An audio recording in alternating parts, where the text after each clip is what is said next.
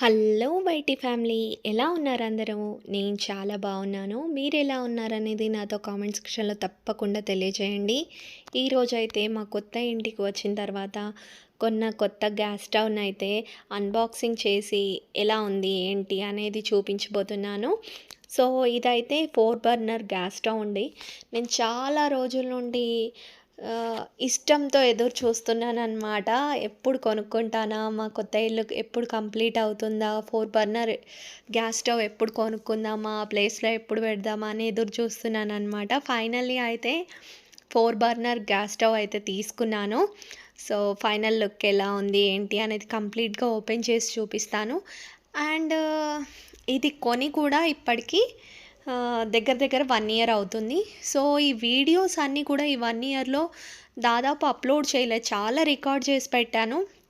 But upload అనేది చేయలేకపోయాను. నా హెల్త్ సరిగ్గా లేక చాలా వీడియోస్ పెండింగ్ అయిపోయాయి. చాలామంది కామెంట్స్ చేస్తున్నారు ఓల్డ్ వీడియోస్ కింద, కొత్త ఇంటికెళ్ళాక వీడియోస్ అప్లోడ్ చేయట్లేదని. బట్ ఇప్పటి నుండి అయితే రెగ్యులర్‌గా వస్తాయండి. నా హెల్త్ కూడా కొంచెం సెట్ అయింది. సో ఇంకా రెగ్యులర్‌గా అయితే మీకు వీడియోస్ వస్తూ ఉంటాయి. ఇంకో విషయం ఏంటంటే, ఈ గ్యాస్ స్టవ్‌ని 1 ఇయర్ తర్వాత చేంజ్ చేయబోతున్నాను. అదెందుకో కూడా లాస్ట్‌లో చెప్తాననమాట. సో ఈ గ్యాస్ స్టవ్ అయితే అన్బాక్సింగ్ చేసి ఎలా ఉంది ఏంటి అనేది చెప్తాను. కొత్తగా ఏ గ్యాస్ స్టవ్ తీసుకుంటాను మళ్ళీ అనేది కూడా మీకు లాస్ట్‌లో అయితే చెప్తాను. సో మనం 4 బర్నర్ గ్యాస్ స్టవ్ తీసుకుంటే ఏంటంటే, మనకు వర్క్ చాలా ఫాస్ట్ అవుతుంది అనుకుంటాం. బట్ ఇందులో వచ్చేసి ఒక ప్రాబ్లమ్ అయితే ఉంటుంది. మనకు స్పేస్ కరెక్ట్‌గా ఉన్నది లేనిది చూసి తీసుకోవాలన్నమాట. మనం ముందు ఉన్న ఫ్రంట్ సైడ్ ఉన్నవి 2 కూడా బ్యాక్ సైడ్ ఉన్న వాటికి దగ్గరగా ఉన్నాయనుకోండి, ఒకదాని తర్వాత ఒకటి ఉన్నాయనుకోండి బ్యాక్ సైడు, అస్సలు గిన్నెలు సరిపోవు. ఇంకోటొచ్చేసి ఇప్పుడు మేము తీసుకున్న మోడల్ ఉంది చూడండి, అలాంటిది తీసుకున్నా కూడా కొంచెం ప్రాబ్లమే ఉంటాయి. ఫ్రంట్ సైడ్ పెద్ద బౌల్స్ పెట్టామనుకోండి, బ్యాక్ సైడ్ చాలా చిన్న బౌల్స్. ఎలా అంటే మనకు టీ చేసుకుని, కాఫీ చేసుకుని పట్టేంత, తాలింపేసేంత వీలుండే చిన్న చిన్న బౌల్స్ పెట్టడానికి సరిపోయేవి పెట్టచ్చు. కొంచెం పెద్ద బౌల్స్ పెట్టాలన్నా కూడా మనకు ఈ 4 బర్నర్ గ్యాస్ స్టవ్ మీద అయితే కొంచెం ప్రాబ్లమ్ అవుతుంది. ఒకవేళ తీసుకోవాలనుకున్నట్టయితే మీరు 4 బర్నర్ స్టవ్ ఒక విషయం గుర్తుపెట్టుకోండి, కొంచెం స్పేస్ ఉండేది, మనకు గిన్నె పెట్టినా కూడా పట్టడానికి వీలయ్యేది తీసుకోండి. ఇప్పుడు అయితే కొత్తగా స్టెప్ వైస్‌గా వస్తుంది. సో అలాంటివి కూడా ట్రై చేయండి. మనకు ఫ్రంట్ సైడు, బ్యాక్ సైడు ఉండే గ్యాస్ స్టవ్ కన్నా ఇలాంటి దానికన్నా కూడా కొంచెం వెడల్పుగా ఉండేవి తీసుకుంటే బెటరు. ఇది కూడా పర్వాలేదు. బట్ ఫ్రంట్ సైడ్ మనం పెద్ద బౌల్స్ పెడితే ఏమవుతుందంటే, బ్యాక్ సైడ్ పెట్టడానికి చిన్న బౌల్స్‌కి అవకాశం ఉంటుంది కానీ మళ్ళీ పెద్ద బౌల్స్ అయితే పెట్టలేము. ఇంకోటి దీంట్లో బాగా నచ్చిందేంటంటే, బర్నర్స్ ఎంత వాడినా కూడా నల్లగా అయిపోవడం కానీ, వేరే కలర్‌లోకి చేంజ్ కావడం కానీ అసలు కాలేదు. నేను 1 ఇయర్ నుండి రెగ్యులర్‌గా యూజ్ చేస్తున్నాను. ఈ బ్రాండ్ అయితే చాలా చాలా బావుంది. సో, ఈ బర్నర్స్ కూడా కలర్ చేంజ్ కాలేదు. ఇవి కూడా పర్వాలేదు, బానే మెయింటైన్ అవుతున్నాయి. సో, ఫస్ట్ నేను గ్యాస్ స్టవ్ తెచ్చిన తర్వాత ఏంటంటే, మొత్తం అన్బాక్సింగ్ చేసేసి అన్నీ ఒకసారి చెక్ చేసుకున్నాను.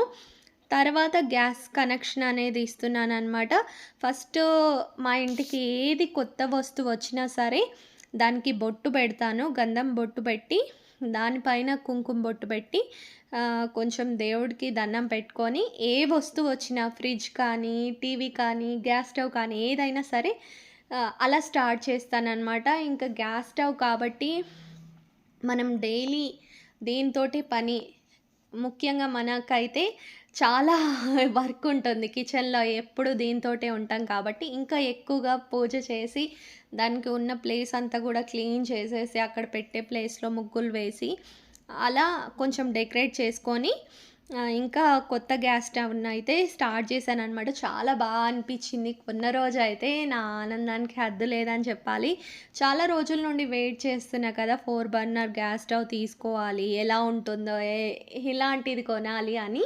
ఈ బ్రాండ్ వచ్చేసి నాకు చాలా తక్కువకొచ్చిందని చెప్పాలి. వేరే బ్రాండ్‌తో పోల్చుకుంటే ఈ గ్యాస్ స్టవ్ వచ్చేసి 6900కి వచ్చిందండి. అమెజాన్‌లో తీసుకున్నాను. సో, వీలైతే నేను లింక్ డిస్క్రిప్షన్‌లో ఇస్తాను.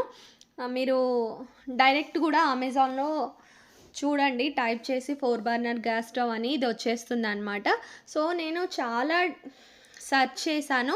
నాకు స్క్వేర్ టైప్‌లో ఉండేదే కావాలి. కొంచెం బ్యాక్ సైడ్ ఉండేది వద్దనుకున్నాను. ఎందుకంటే ఫస్ట్ నుండి నాకు అర్థమైంది. మనం ఒక ఏదైనా గిన్నె పెట్టినప్పుడు దాని బ్యాక్ సైడే ఇంకో బర్నర్ ఉంటే కనుక కొంచెం ప్లేస్ అనేది సరిపోదు అని అదైతే అర్థమైంది. బట్ ఇలా ఉన్నా కూడా మనకు స్పేస్ కొంచెం ప్రాబ్లమే అవుతుందని ఇది కొన్నాక అర్థమైందనమాట. సో, మనము తీసుకునేటప్పుడు ఇంకొంచెం వెడల్పు ఉన్నది తీసుకుంటే ఇంకా మనకు గిన్నెలనేవి విశాలంగా పెట్టుకోవచ్చు. సో, అదొక్కటైతే మీరు గుర్తుపెట్టుకోండి. సో, దీనికి బొట్లంతా పెట్టడం అయిపోయింది. ఇది పెట్టే ప్లేస్‌లో గూడా నేను నీట్‌గా క్లీన్ చేసి, క్లాత్ పెట్టేసి, ఇంకా అక్కడ చిన్న ముగ్గులాగా వేసుకున్నాననమాట. ఈలోపు మా బాబు ఫ్యాన్ ఆన్ చేశాడు. ఆ ముగ్గు కాస్త కొంచెం ఎగురుతూ అట్లా అయింది. మా చిన్నోడున్నాడంటే అంతే పక్కన ఏదో ఒక పని చేస్తూనే ఉంటాడు. అరుస్తూనే ఉండాలనమాట. సో, ఫైనల్‌గా చూడండి ఎంత బావుంది కదా! ఇంటికి కళ వచ్చేసింది కిచెన్‌లో. సో, ఫైనల్‌గా ముగ్గు అయితే ఏస్తున్నాను. చెప్పాను కదా! ఇలా వేస్తూ ఉంటే గాలికి ఎగురుతూ ఉంది ముగ్గు అంతా కూడా. ఇంకా ఫ్యాన్ ఆఫ్ చేసి మళ్ళీ చిన్న ముగ్గు వేసుకున్నాననమాట.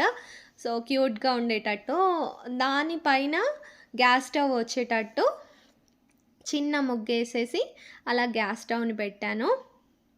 తర్వాత గ్యాస్ కనెక్షన్ గూడా ఇచ్చేసాననమాట. కిచెన్‌లోనే మేము సిలిండర్ అనేది పెట్టించుకున్నాం. మా కొత్త ఇంట్లో అయితే ఆహ్, దాదాపు ఇప్పుడు అందరూ చిన్న బాల్కనీ ఉంటే బాల్కనీలో సిలిండర్ పెట్టుకొని ఓన్లీ పైప్ కనెక్షన్ వచ్చేటట్టు చూసుకుంటారు. బట్ కిచెన్ సైడ్ మాకెలాంటి బాల్కనీ రాలేదు. ఫ్రంట్ సైడ్ మాది సౌత్ ఫేస్ కాబట్టి నార్త్ ఫేస్ డోర్ ఉంటుంది. అటు సైడ్ అంటే చాలా లాంగ్ అయిపోతుంది గ్యాస్ తీసుకోవడం. అండ్ ఇంటికి రాంగానే ఎదురుగా గూడా సిలిండర్ ఉన్నా బావుండదనేసి, ఇంకా మాకు ఆన్, ఆఫ్ చేసుకోవాలన్నా ఈజీగా ఉంటుందని కిచెన్‌లోనే గ్యాస్ కనెక్షన్ అనేది ఇచ్చేసాం.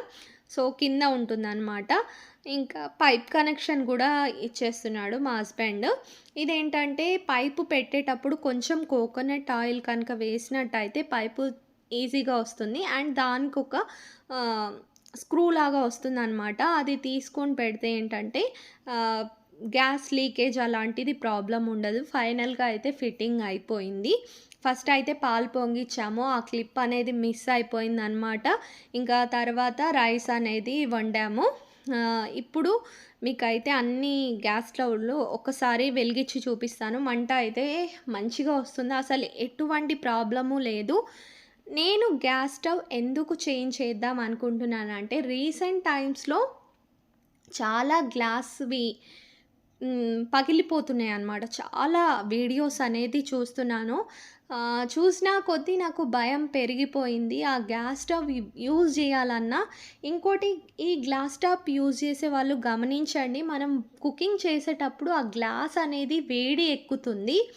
సో, నేను పగులుతున్న తర్వాత అబ్జర్వ్ చేసిందేంటంటే, ఆ గ్లాస్ వేడెక్కుతూ ఉందనమాట. అది నాకింకా భయం వేస్తుంది. ఇంకా ఫైనల్లీ చేంజ్ చేసేద్దాం. స్టీల్ గ్యాస్ స్టవ్వే తీసుకుందామని చూస్తున్నాను. సో, మీకు త్వరలోనే స్టీల్ గ్యాస్ స్టవ్ వీడియో కూడా పెడతాను. అది అన్బాక్సింగ్ చేసి, అదే ఆర్గనైజ్ చేసి అంతా పెడతాననమాట. చిమ్నీ గూడా తీసుకోబోతున్నాం.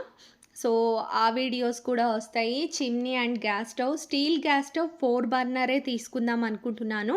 సో, ఆ వీడియో అస్సలు మిస్ కాకుండా ఉండండి. ఇప్పటి నుండి రెగ్యులర్‌గా అయితే మన ఛానల్‌లో వీడియోస్ అయితే వస్తాయి. ఛానల్‌ని అయితే సబ్స్క్రైబ్ చేసుకొని పక్కనే ఉన్న గంట సింబల్‌ని ఆల్‌లో పెట్టుకోండి. చాలామంది వీడియోస్ చూస్తున్నారు కానీ సబ్స్క్రైబ్ చేసుకోవట్లేదు. సో, సబ్స్క్రైబ్ చేసుకోండి. నెక్స్ట్ అయితే స్టీల్ గ్యాస్ స్టవ్ ఎలా ఉంటుంది ఏంటి అనేది మీరు వీడియో రూపంలో చూసేయొచ్చనమాట. సో, ఈరోజు వీడియో ఇంతే ఫ్రెండ్స్. బాయ్. Thank you.